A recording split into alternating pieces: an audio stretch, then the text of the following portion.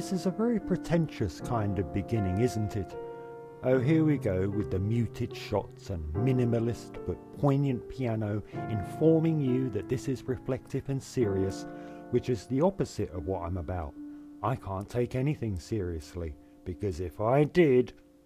Anyway, here I am to rip away the pretension and artifice, to give you the raw, the real, the different type of pretension and artifice that I offer, that hopefully makes that frown on your face flicker into an upward trend, like a guttering candle in a hurricane. And this is the Polemics. Welcome.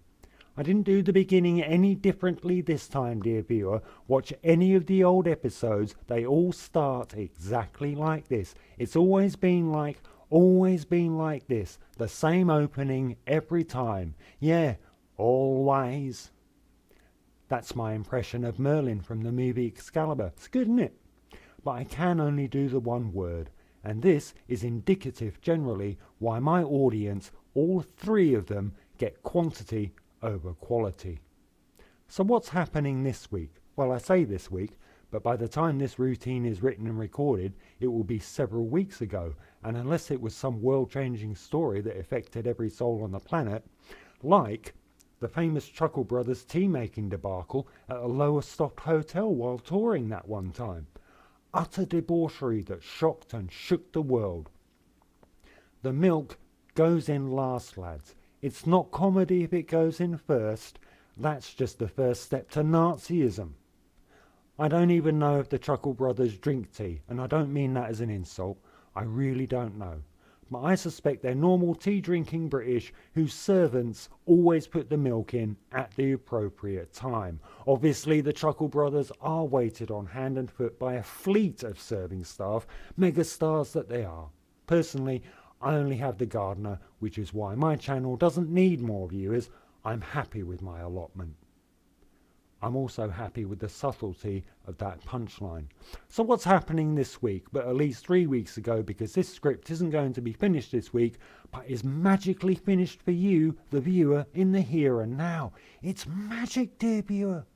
Sorcery and shenanigans. The rubbish is piled high in Birmingham. The rats are running wild there. I've no interest in the story really, just marking this routine in time, marking my territory. People in the future, I'm ever the optimist, people in the future may be watching this routine, context missing, and they might be saying to themselves, mightn't they, "Oh, Patrick, you can't call Brummies that. They're people too, just like you." The rubbish bins are buried under towering mountains of garbage that are crawling with rats, already several generations deep, the landscape resembling a landfill with a Greg sticking out of it at every corner. They won't pay the bin people to take away the trash, and so, in the landscape where rat kind is on the rise, there is, at the heart of this new land of litter, buried under Diaper Mountain in the centre of the bullring, a king rat. Tails knotted together and seething, its mandibles twisting into expressions of hate and bile. No, wait. You know what it is? It's just a news crew from the BBC. We'll bring in Artie, the Arctic climatologist, who, dear viewer, you might remember from a previous episode of the Polemics you haven't seen. Artie, the rats in Birmingham. Oh, Patrick, you can't call them that, Brummies. They're people too, just like you. Say what you like about them, the BBC, but they do have smooth segues in their programmed output. Consider the slime mould growing in your bathroom, and unless your bathroom is in a clean factory that produces microprocessor dyes, your bathroom will have a slime mould growing in it somewhere, and this is what you should now consider. Oh, here we go. Air quotes comedian is going to talk all about slime mold, and it's all going to be all disgusting and completely minging in it. Don't worry, dear viewer. I have no interest in tickling the bollies of your gag reflex. The visceral biological horror of slime mould shall not be delved into because existential terror is far more amusing to me. Slime mold and existential terror. What is this prick going on about? Just the end of all things, specifically the end of the next thing after humanity. Yes, that's right. Now that we're properly focused, let us consider the slime mold, like the one in your bathroom that's there right now. There it is, the slime mold, secreted away between your bathroom's drywall and your bathroom's wonder wall, growing, expanding, sporangia stretching to the sky. Oh dear viewer, you don't know what sporangia are.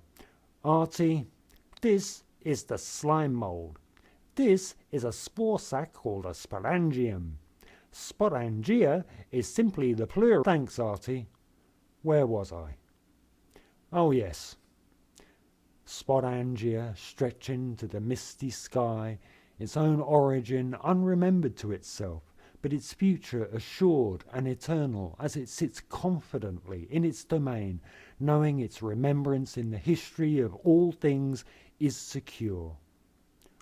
Or at least, it might have thought that, until it met Mr. Bleachy, the bathroom bleach wipe.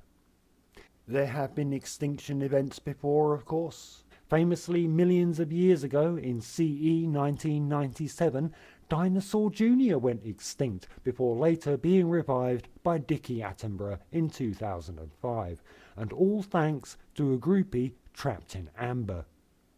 I don't even know if Dinosaur Jr. have groupies, and I don't mean that as an insult, I really don't know. But I suspect they're normal, sex-loving rockers whose groupies always put milk in at the appropriate time. Obviously, Dinosaur Jr. are waited on hand and foot by a fleet of sex workers, megastars that they are. Personally, well, let's just say I don't need any more viewers. I'm happy with the hand I've been dealt. A biotic crisis sounds like something we all might have gone through during puberty, but it is just another name for an extinction event, otherwise known as mass extinction, of which there have been 5, and we are in number 6 right now. The late Ordovician extinction event, the first mass extinction, late or otherwise, carried off an entire domain of life off with it. An entire branch of life, dear viewer. We've got 3 things now. Plants, animals and fungus. There used to be something else, a 4th thing, but now, like a city-sized asteroid minding its own business before meeting the homicidal Earth, it's gone, and it can never be brought back because Dickie Attenborough is dead. It has been several years since we kicked out the final struts to let slip the good ship USS Climate Extinction, but there's still a chance something else could get us beforehand, so keep your chin up, dear viewer, because there's still everything to play for. Mr. Bleachy, the bathroom bleach wipe, might yet make a sudden appearance and wipe us all away, leaving naught behind but a fresh lemony scent. We're all a transient in the symphony of reality, gone in the blink of an eye, our first god soon to be dwindling and dead, and I look at what we do as a species and how we are as individuals, self-interested, willfully ignorant, entitled, and envious of what others have got or what they can do, material wealth notwithstanding, or suspicious and distrustful of the other. Here we are, clinging to the skin of an oblate rock, rocketing through space-time, destination only hypothesized, and we're squabbling and hating and miserable even when we've got everything we want. I could say, fuck you all, fuck off, couldn't I? But I don't, because I love you guys. I don't think our kind are ultimately going to win, but that doesn't matter. We do it anyway, don't we? So what if I plant a tree in a fertile plain that is soon to be a desert? What of it? A year of shade is better than none, and I've yet to meet the future, as we all have. Don't be encouraged.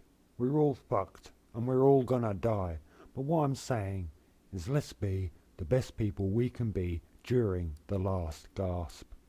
Let's be cooperative, understanding and loving, because although it's too late for us as a species, we might as well just be the very best we can be to each other, out of spite.